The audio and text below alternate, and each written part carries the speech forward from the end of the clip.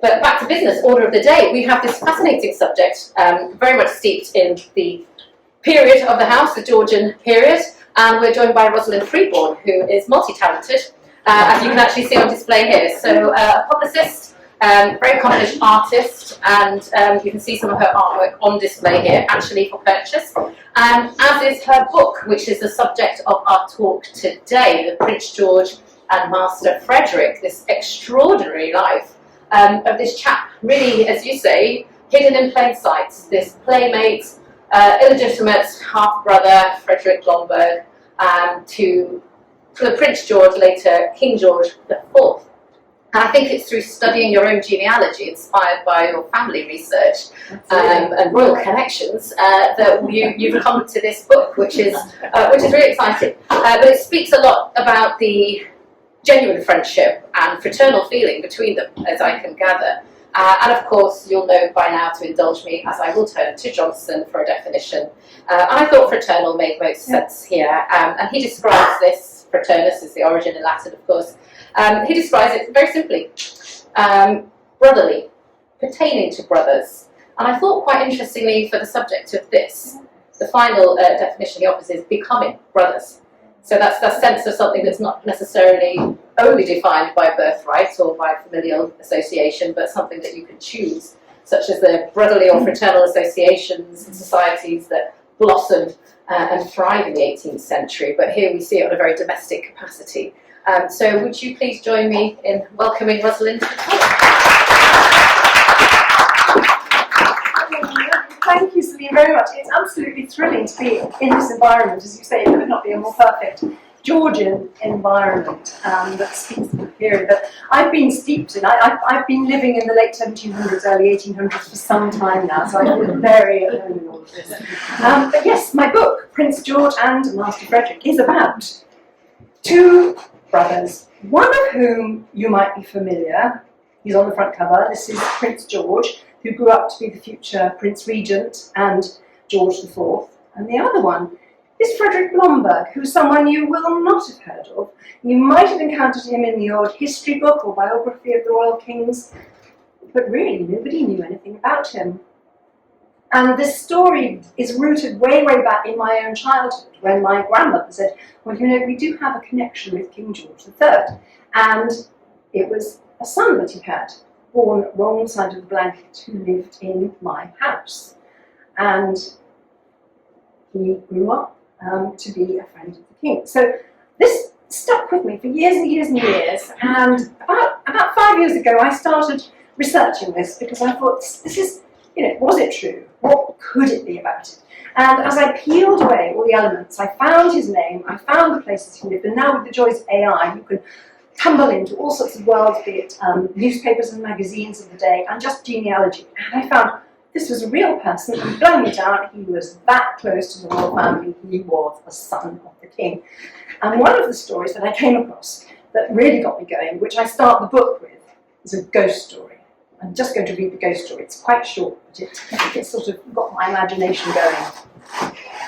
The curious tale of an apparition delivering a message from beyond the grave has reached our ears.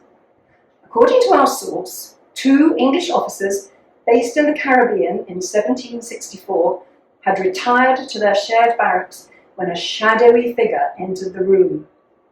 Colonel Stewart shouted out in anger at the surprise appearance of his fellow officer, Major Blomberg. Speaking in a grave voice, the figure confirmed his identity, adding that he had died and had an urgent instruction for his commanding officer. He bade him seek out the orphan child of his secret marriage and convey news of his son's whereabouts to King George III. The apparition then disappeared. Searching the barracks, no trace of the officer could be found.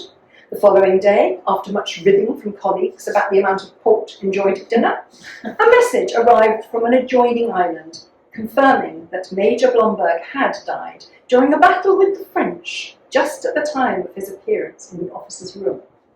So that got me going. So going on to so this is my grandmother. Verna 20 she was, very glamorous. It's a lovely photograph that was taken by a Hollywood film producer back in the 1930s. And she was a very, very grand lady. And she used to sit in our rather humble kitchen and say, well, yes, we have this connection with George III. His son lived in my house called Kirby Misperton, which was quite a large and rather grand estate up in Yorkshire. And she said, yes, there was a little picture of him on the wall. And we all knew about Blomberg, and he was firstborn, not illegitimate because he had a name, but he was the son of the king. Do come in. This is a picture of Kirby Misperton from around about then. It's a little bit sort of fuzzy, but it was a grand environment. My grandmother's father, my great-grandfather, James Robert Twentyman, had done very well. He was a Georgian. He was born in Northumberland. He married a County Durham girl, and he was an engineer, and he worked on the ships on the Tyne, and he sailed out to China.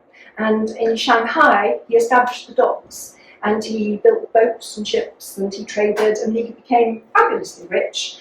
And in the 1890s, when he retired, he brought his family, his wife and 5 children, to come and live in Kirby Misperton, which was close enough to their sort of origins, but it was close enough to everything else. And it was a wonderful home in Yorkshire. It was they had a completely different life from their rather humble upbringings. They had servants and gardeners and governesses and school for the boys, not for the girls, and elocution lessons. So my grandmother became very grand. But she said, on the wall of her house was this picture. So she was very familiar with Frederick Blomberg as a character in her childhood. And she said the story was that King George, before he became king, when he was Prince of Wales, he was a young man, aged 21 or 22, he used to travel the country as far as he could. He wasn't allowed to go abroad because he was the heir, and his own father had died prematurely when he was 40, and he was being under the guardianship of George I, who would not let him go. But he did agree to let him travel home counties, so he ended up in Kent.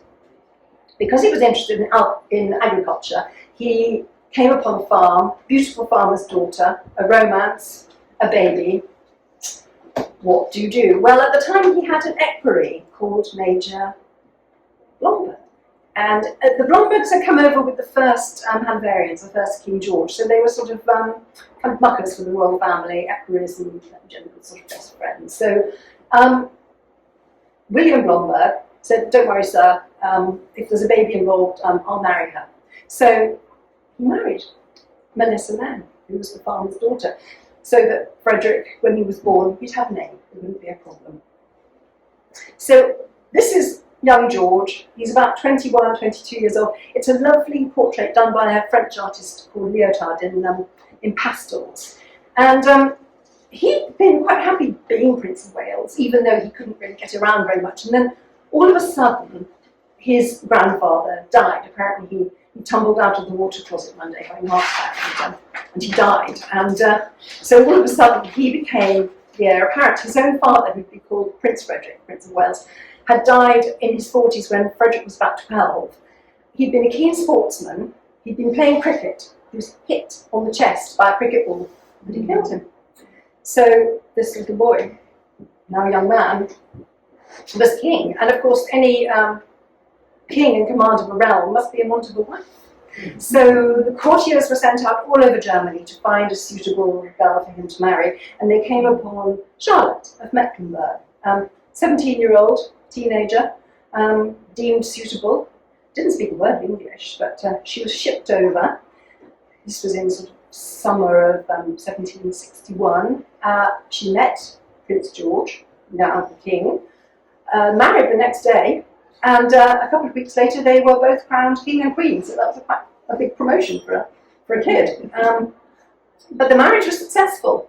They really got on very well, and so life was going fine. They produced first child, Prince George, the heir, in 1762, and there was another one, Prince Frederick, spare, and another one was on the way. So all was going well for them.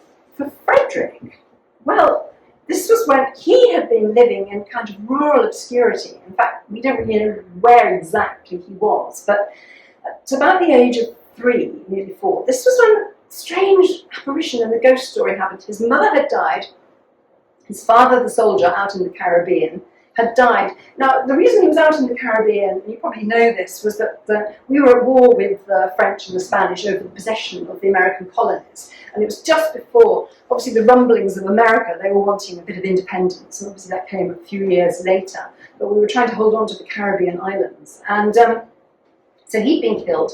And this is when this apparition, when strangely, this story of the ghost wanting to get the story of his son relayed to the king. And there are many versions of this ghost story, but the one, and I've read a lot of them, the one I've adhered to was appeared in the Annals of Bristol. It's an ancient book, but it was almost dictated to by Blomberg later on in life to the author. And it describes how this apparition appeared to these two soldiers, telling them to go to this address which he gave, find the child, and also you'll find a red Morocco box containing documents which are relevant to his inheritance, which was an estate in Yorkshire called Hospital. So connections were all lining up. And obviously the soldiers did, they found the child, they found the Morocco box, and they told the king, and to their credit, the king and Queen Charlotte, who already had two children, one on the way, thought, well, we'll adopt him. And maybe adopt is the wrong word, but they will absorb him into the royal household. So Frederick was bundled into a carriage and taken from his rural home and delivered to Richmond Lodge. There we are, the king and the queen. A very generous decision that I think they made, certainly on Queen Charlotte's part, because if George hadn't already fessed up, he would have to then say, yeah, sorry, it was before we were married, before I even knew I was going to be king, no, lovely girl, awfully sad, and shall we adopt him? And obviously they did. So Frederick is taken to Richmond Lodge. I'm sorry, this is such a fuzzy picture. I'm just getting better when I've got a better one. In the foreground, you can't really see, but there are two children and a governess. I have my thoughts about the identity of those two. Is it George and Frederick? I'm not sure. But Richmond Lodge was a pleasant, not a palace. It was a lovely mansion in Richmond Park, not far from where the observatory currently is that George III built. And so Frederick, he's not quite 4 years old. I mean, when I read this in a history book, Frederick was adopted by the child at this age, I thought, hang on, this is huge. Who takes a child at that age and puts them into the royal household? There must be more to it, which absolutely got me going. So he was educated and brought up with the royal children. So we have our Frederick, we have Prince George, Prince Frederick, and Prince William, the baby. And there's another one, Prince Edward, who arrives pretty soon after. So the nursery is full of these sort of boisterous boys, 5 of them, and they're under the, there he is, what a scamp. This is the 3-year-old Prince George. I mean, you can sort of see the beginnings of the naughtiness that's there, but it was a cute, angelic-looking little kid who always got his way. So these children were all being brought up by, not by the king and queen, but by governesses, and they had Lady Charlotte Finch. You can sort of see there with the sort of bonnet standing behind the family scene. There she is again in her older age and younger. She was a fantastic, educated aristocrat who was asked by Queen Charlotte, who was still only in her very early 20s, will you come and look after my children? And sort of, can you leave all your children at home and come and look after mine? So she did. But she also had some help from a wonderful woman who's one of my heroes of the book, called Henrietta Coatsworth. And now, I can't be sure that this is Henrietta Coatsworth, but I know from the research that I made that there's a reference to a portrait of Henrietta Coatsworth that was made by Angelica Kaufmann, who was at the time one of the most celebrated female portrait painters of the day. And these two portraits are unattributed. Nobody knows really who they are. And some people have had a guess, but they don't really look like people. And I just have this strong, strong hunch that it's Henrietta Coatsworth, who became Coatie. She was a very intelligent, very interesting story, worth a whole novel on her own. Again, a Newcastle lady who met Queen Charlotte, who identified that she was intelligent, she was well-travelled, she was kind, she'd be good for these boys, so she became the deputy. And she became very important in Frederick's life later on, after his early education was over. And I just popped that in. You can only just sort of see it, but there's her entry. When she died in 1781, they mentioned the late sub-governess to the royal family. This was at St Anne's in Kew, on Kew Green. I gave a talk there, and they were fascinated. They said, we have no idea where she is, but she's probably sort of underneath the church room or the loos, we don't know. Anyway. And this is just a portrait of the family. It's a lovely sketch made by Zoffany. I like it because it's got energy, and you can see all the children are sort of rattling around the place, and it's just, it's a family, and there are children, it's chaos, and it's quite fun. But Frederick, of course, Frederick Blomberg, didn't appear in the set piece ones because he wasn't a royal child. However, Queen Charlotte absolutely loved having portraits of herself and her family. So these are two portraits of her made by Hugh Douglas Hamilton, who always put them in these round shapes. So they're still quite young, they're still only in their 20s when this is done, but he looks a bit older. She also commissioned portraits of the children. So we have George, Frederick, William, Edward, and Frederick Blomberg. So she included him in the roundup of pictures of her family. And this is the picture which somehow found its way up to my grandmother's house in Yorkshire. There it is. And what you can see, the children, George and Frederick particularly, were really good musicians. They were excellently taught. They had some really good music masters, and they both became very proficient violinists and cello players. And you can just about sort of make out the shape of a violin, and there's the name Frederick William Blomberg on there.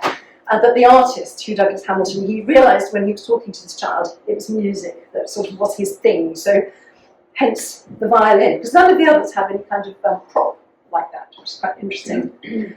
But Queen Charlotte went on, obviously, having wonderful portraits of her children. So this is Prince George. This is the important one that's on the book jacket, and it's by Richard Brompton, who was a great portrait painter of the day, very pricey. He's in garter robes. In the background, you can only just make it out, but it's Windsor Castle that's there. And he's got a sort of plinth in the background and these fancy pom-pom shoes. At the same time, she booked Richard Brompton to paint a portrait of Frederick. He's wearing what's called a Van Dyck outfit. It was the sort of fancy dress that a lot of the children wore in these paintings that Zoffany did. He's got his dog, and in the background it's been identified by the curators at Windsor as well as Buckingham House before it became Buckingham Palace. And during my research for the book, I went to, at the National Portrait Gallery, have a fantastic archive called the Heinz archive, which you can go into. There are boxes and boxes of pictures, and you can pick them out by the name of the artist or the subject. And I found this pencil sketch of the preliminary drawing for George, and you can see the plinth and so on, and the same thing. And I was just very struck that they've got the same pom-pom shoes. And this, I just put this together. This is the finished version of the Zoffany painting, and all the children are wearing these Van Dyck outfits. And that really goes with, so obviously Frederick was given one too, but when he had his portrait, he must have been wearing that, so that was recorded. I just thought it was rather sweet. So that's George, Frederick, William, Edward, the boys. So another fuzzy picture of them all. Well, Queen Charlotte, because they got on so well, there was a baby arriving every year. So the nursery was getting a bit full. So, and George was going to be a bit of a handful. I'm sorry, this is a rather fuzzy picture, but as you can see, he's being portrayed as the one. He sort of wants out, he wants to do his own thing, and the rest are just cowering, going, yeah, whatever George says, that's fine. So King George, by this time, is getting a bit fed up with his very annoying older son and the boisterous younger brothers, including Frederick Blomberg. Decides to ship him off to Kew. I don't know if you've been to the Kew Palace, as it's now called. It was called the Dutch House back in the day. Then when the boys moved there, it was called the Prince's House. And if you go there, it's really lovely. It has kind of atmosphere of just a very large house. It's quite sort of domestic in a way. The boys had their schoolrooms on the ground floor. I think the masters must have lived on the middle floor, and at the top, all the boys had a kind of, sort of dormitory arrangement. But after the rather gentle female atmosphere of Richmond Lodge, where Charlotte Finch and Henrietta Coatsworth had been sort of kind and encouraging to these children, they had tutors, and these tutors were Tartars. They believed in corporal punishment and beatings to get the education to take. And if they misbehaved, they were denied food, and they were kept prisoner, and they were made to stand up. And, well, basically, it just made them even more rebellious. Well, certainly it made George very more rebellious. And in my book, well, I have various scripts that go on when Frederick gets involved in all of that. That's sort of the back. It's just a very handsome building. But in my research, I went to Windsor Castle. And the print room at Windsor Castle is a wonderful repository of lots of paintings. This is a picture by Paul Sandby, another court artist, of, there it is, the Prince's house as it was. And in the foreground, we've got, in the cart, you can tell by the blue sash, there's Prince George. He's flanked by Prince Frederick and Prince William, and the little one wearing the frock is not a girl, it's Prince Edward. And who is pulling the cart? Well, when I was talking to the curators at Windsor Castle, they said, we've got to agree with you, this can only be Frederick Blomberg, and he was definitely in the household at the time. And there they are, and maybe this is Coatie, this is Coatsworth, keeping a firm eye on these children there. Anyway, all sorts of things went on. The education continued. There was a moment when Frederick left the royal household, and Henrietta Coatsworth was trying to support him. She sort of became his guardian and was desperate to try and get hold of Frederick's inheritance, this property up in Yorkshire, but had no success, and she basically bankrupted herself in the process. But this is St John's College in Cambridge. So at the age of 16, Frederick is sent by the king to study divinity. And I suggest it probably wasn't his first choice in life, but when you are a spare son, and this was the case with a lot of aristocratic families, they can't all inherit titles, they can't all inherit property and so on. So the church is a safe place to put these boys. And you get an income, you have status, and you have somewhere lovely to live. So Frederick, I think, albeit maybe reluctantly, studied divinity, and he was ordained at Ely Cathedral at the age of 23, which is quite young, and his first parish that he was given by King George was in Shepton Mallet. And Shepton Mallet at the time in Somerset was a really wealthy parish. And if you were the rector of the church, you would collect the tithes, which is basically the rent from land that was owned by the church or buildings. And you had it to spend anywhere you wanted. But basically it was your income, but you could be quite rich. And if you didn't want to work at the church, which some of them didn't, you could pay a curate to do the job, and you could go off and do something else. There's Shepton Mallet, very nice picture of it. Then he was given Bradford-on-Avon, another really gorgeous Somerset town with a very handsome church and a very good living as well. So he was sort of ratcheting up the income quite nicely.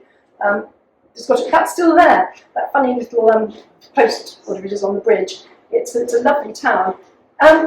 And then, before you know what's happened, he's given Banwell in Somerset. And this one, you can just about make up, it says, to the Reverend Frederick William Blomberg. So he was actually becoming rather popular as a vicar. One of the things he did, because in some of the accounts that I read about him, was that he was not actually very good as a preacher. He didn't have a big voice. He would get into the pulpit and he would sort of mumble his way through sermons and things like that. But because he was a musician, he discovered that if he played his fiddle, people would listen. And so he would get up on a Sunday and people came and word got round the counties, yeah, he's in the pulpit, see what he's playing. And sometimes when he was practicing, he would rig up his open carriage to maybe like a portable music room, and so he would rehearse what he was going to be playing. So if you might hear him playing his fiddle around the highways and byways of Shepton Mallet, and you go, oh, nice bit of Vivaldi or something, bar or something, and you curtsy and doff your cap and think, well, I'm going there on Sunday because that's going to be good. But Frederick was not always in Somerset because he was actually back at Windsor most of the time. He'd been made chaplain to King George III and the royal family. So he was really back living with his family. And this is a picture of them all on the terrace having an airing, which they all loved to do. But mainly he was back because George wanted him near. George, by this time, 21, bit of a swagger. He was a man about town. He was having some fun, and he wanted his his mucker, his brother, Frederick, to be with him. So he made Frederick clerk of the closet, which is a rather archaic term, but it means PA. So Frederick was sort of his fixer, so he would want things done. And George was having a wild old time, living the dubious life of a gentleman in Georgian London, womanising, drinking, eating, doing everything to excess, until he fell in love. And he fell in love with this woman, Maria Fitzherbert, who was older than him. She was a Catholic, twice widowed woman, and absolutely unsuitable as a potential consort or queen, not the sort of person that he would have had approval. But because it was George, he said, she won't be my mistress, she wants to be my wife, so I have to marry her. Do something. Frederick, you're a vicar, do something, marry us. Obviously, Frederick was like, no way. But this is my own theory, because Frederick had been at St. John's, a contemporary of his, a chap called Robert Burt, whom Frederick must have known, was given the job. So, and Robert Burt was a vicar at Twickenham, but in fact he had a father also called Robert Burt, so they were sort of father-son double act. And both vicars came along, and it was Robert Burt Sr. who married him, but the money went to the younger one because he had some gambling debts. And so the marriage took place, but of course it was not a legal marriage because it hadn't been sanctioned by the king. But George, because he loved her and he wanted to marry her, was, you know, he was going to get his way. He's really like Trump. I just thought that just happened and get his way. So there we are. And also, because he had money, because he was now a 21-year-old Prince of Wales, he could build his own home. So he was given Carlton House, which is on the Mall. It's not far down from Buckingham Palace, and he made it. It was a lot of bling, really. I mean, think Bridgerton, it's completely over the top. But it wasn't built that well, but there are some pictures of the outside with these columns, and just rather, when it was demolished finally in 1820, the columns were recycled for the National Gallery in Trafalgar Square, so it rather pleases me every time I go there to think, oh yeah, that was George and Frederick would have hung out on that, yeah, nice.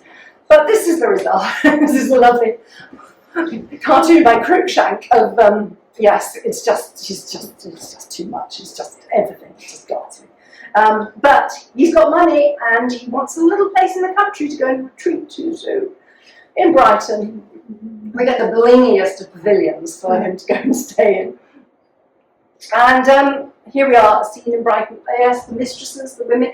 Apparently he had a tunnel from the pavilion to the villa where Mrs. Fitzherbert lived, so that he could see her whenever he wanted without him getting into trouble. For Frederick, though, who was actually now back in Somerset quite a lot, things have been going quite nicely, and he did 2 seasons at Bath, and in true Jane Austen style, he met a family of 4 daughters, and he fell in love with the 3rd daughter, who she was called Maria Floyer, and it's lovely that I can see there they are, their signatures, Frederick and Mary Floyer. So he also was married to his Maria, so these 2 brothers, they knew marriage bliss, it was all very happy. This was the, it's now demolished, but that was St Anne's Chapel in the middle of Bath where they got married. But the king is just livid with his oldest son who's not behaving and says, you've got to find a wife. It worked for me, I'll find one for you, don't worry. You can marry your first cousin, Caroline of Brunswick. So she was shipped over. I think she was about 20 at the time. It was horror at first sight. They loathed each other. Certainly he loathed her on sight. She was very fond of garlic and didn't wash. But so he still loved his Maria Fitzherbert, but you know, he needed the money. If you got married and you had a chance of getting a legitimate heir, it's got to be done. So they got married. He was drunk the night before. He was drunk during the ceremony. He was drunk when he was sent to the marriage chamber with her at St James's Palace, and according to the servants who were listening, he fell asleep in the fireplace, but woke up in the morning, climbed into bed and did what had to be done, and they did conceive a daughter, Princess Charlotte. Anyway, meanwhile, King George he'd been having bouts of mania, really, from early on, and he started going really quite mad and not being able to to cope. I don't know if anyone has seen or heard of the play, The Madness of King George by Alan Bennett. It was on the radio actually on last Saturday. Fantastic dramatisation of that, which just shows how the doctors did not know how to deal with someone who just went round in circles, talking gobbledygook, being very just unfiltered, saying anything. Very Trump actually, just gone mad. And they tried using restraints and horrible tortures, like blistering him and then opening the blister to let the madness out. They had all these crackpot ideas, but anyway. In 1820, the young Prince of Wales becomes Prince Regent. He has to replace his father, so he's extremely happy about this. And he's got power, he's got money. It's not quite king, but it's as good as. For Frederick, this is quite good news, because his brother is now in a position where Coty hadn't been in a position to get hold of his inheritance. He's able to just gift Kirby Misperton, this estate in Yorkshire, to his half-brother. So Frederick finally gets the property that his ghostly father had said, this is for you.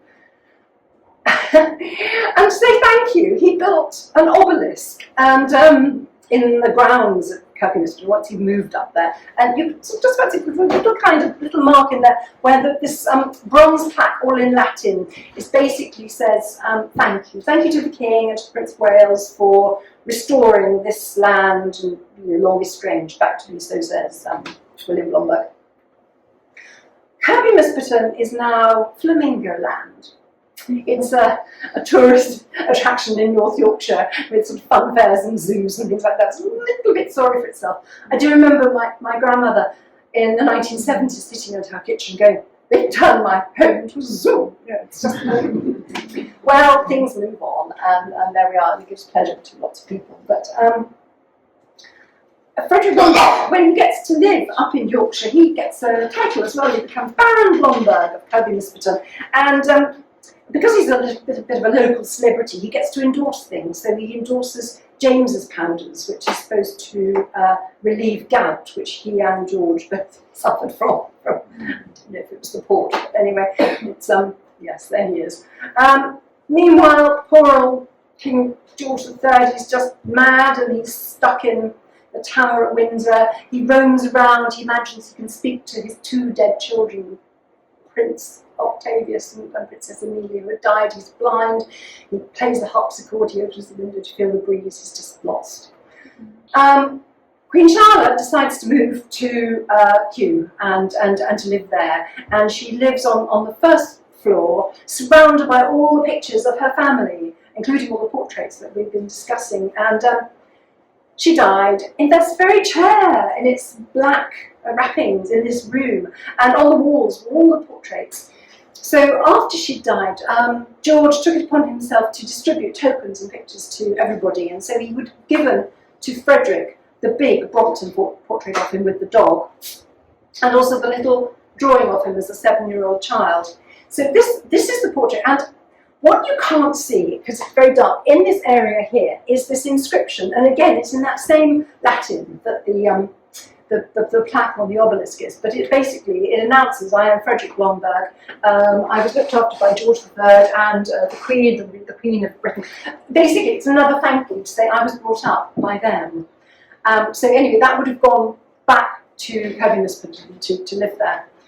So the king eventually dies, and the king is dead, long live the king. So now we have George IV, and of course all the cartoons are going, so is Queen Caroline going to be crowned queen, because I mean she's entitled to be queen.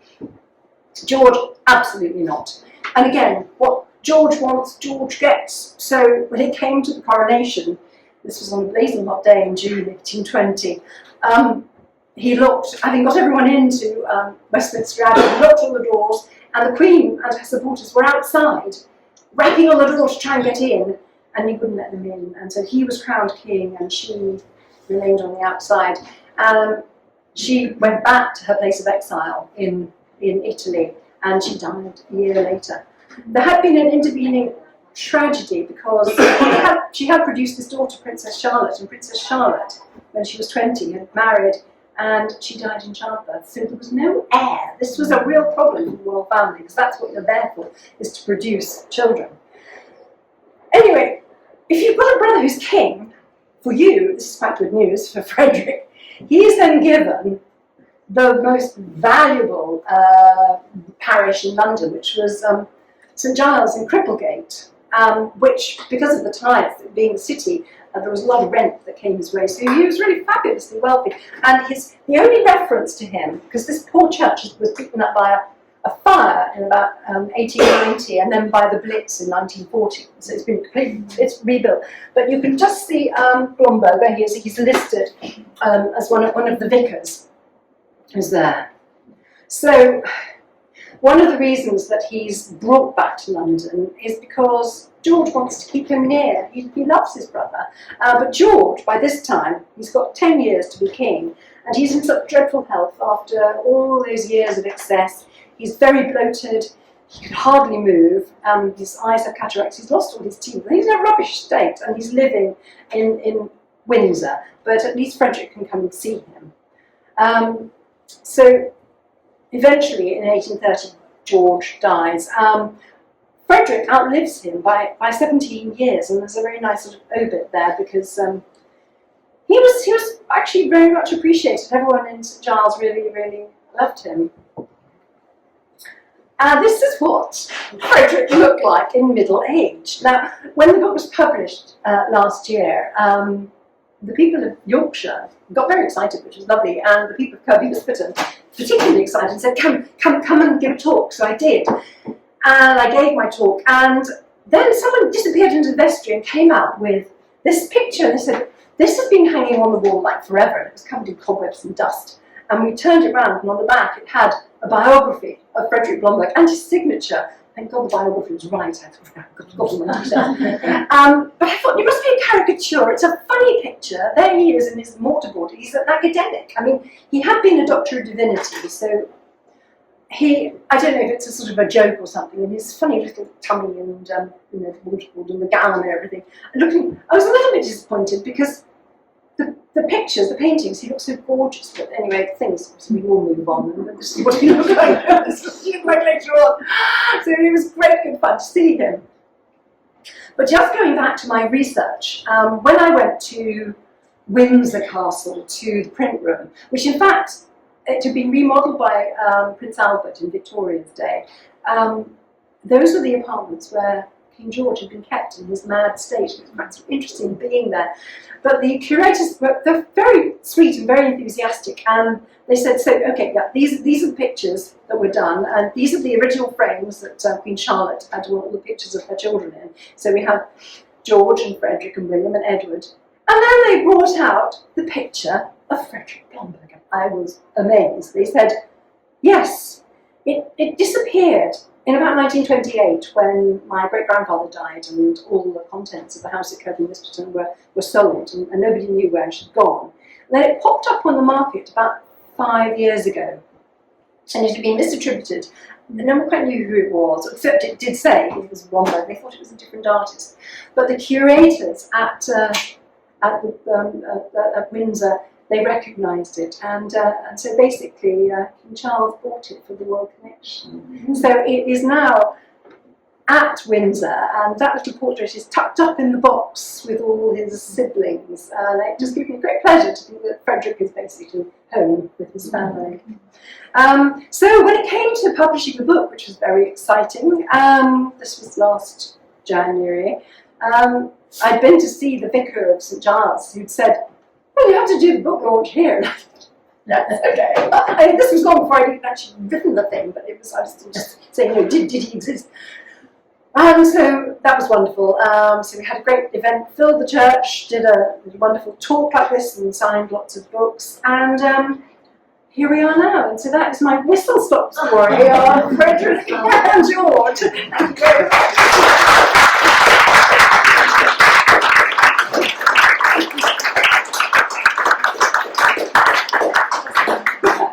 Amazing, eye-opening, insightful, and humorous as well. So thank you for that, and for bringing to the forefront a life of a really truly remarkable person with these connections. I know that Rosalind's happy to take questions, so yes. Where are those two portraits? So this portrait of George is in the 1844 room at Buckingham Palace, which I was lucky enough to go and look at. The one of Frederick, I don't know. It came up for auction in America 4 years ago, and the auctioneers won't tell me who it was sold to, but they very sweetly gave me all the high-res pictures and all the details for me to show. So no, I'm waiting for whoever owns it to come out with the wood. I've sent copies of the book to the auctioneers saying, can you just pass it on, just tell them to get in touch, I want to know. So no, it's a mystery. Hopefully I'll be able to come back and tell you one day, I don't know.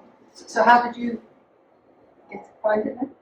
Because I saw it by happenstance being auctioned in, it was in Austin, in Texas, auction room. This is the joy of the internet. I couldn't have done any of this without the research that you can do and long live AI and all these things that you can sort of penetrate these worlds that, you know, I would never have reached all these places and certainly would never have discovered that an auctioneer in Texas had got this picture. So, yeah, it's amazing. So when all the contents of the house was sold, that was in what year? It was in 1928 that he died, and the contents were sort of sold. It was completed in about 1938, and it was because there were, well, by that time there were 4 children. One of them was killed in the First World War, but a lot of things were distributed, but nobody in the family knew what had happened to the little picture, which somehow had been left behind, because Blomberg and Maria, they didn't have any children, which I think was a tragedy for them. However, Maria had a sister who died, and they had a daughter. So they adopted the daughter called Anna. So there was an heir, and she married a man called Newbury. And that's why when on the back of that picture, which I saw on the pictures from Austin, it had the word Newbury. So I knew it had been inherited and it was part of that family to come down through that. And I've been in touch with all sorts of people because they ended up living in Brighton, in Brunswick Square. And I've been in touch with the local papers, and I was on the radio just a couple of weeks ago saying, is there anybody out there in Sussex who knows about the Newbury family? Because they were a big deal there. And because they also had no children, everything just disappeared. So all this Blomberg stuff was just gone. It's either in somebody's attic or it was junk, and nobody knows. So I'm still on a mission to find out.